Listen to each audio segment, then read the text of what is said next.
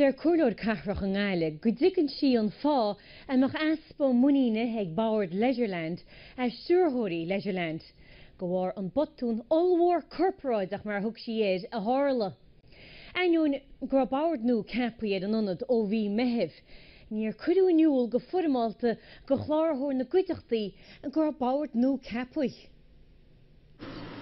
Bhain conspóid le Leisureland Galway ó thug na stiúrthóirí le fist an ward go gaiithid siad na tailí snáha de chlobannaí a ardú nar a dasclatha an linn snáha ríis a mín an alag chur a bord an iadin an ardú tailí agus bhí cuideach úsásta írias ag cruinniú de híine se caite de déann na stiúrthóirí réile se chinniú.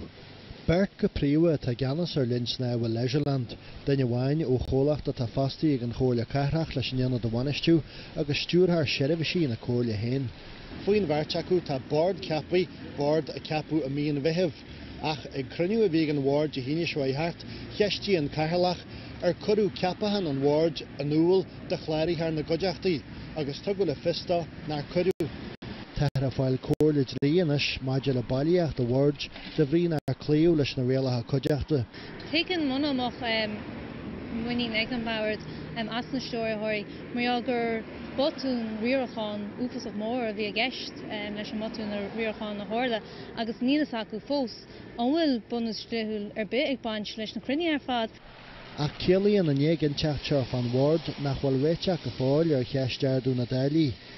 Well, chuir sé go móristeach ar híine fé láthir tá míad a gcíoch €3 le haidlána agus uairtlaigh ceis an bhhair ní siad a gcíoch ach €10 le haidúirtlaigh a ggóir an obair céine agus an spás céine san isce. Tá míad na Ailbhe ag géirí €3 le haid an lána agus an uair. Tá siad a géirí ag chursús go dtí €3 agus an leibhé a €2 ga fáiste. Be mé go gcíoch ceiric €7 le haid lána a uairtlaigh ní féidirlaigh.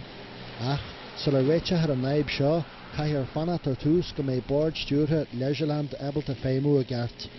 Ailbhe Monacháin Nuacht TG4 ag Leisureland Galway.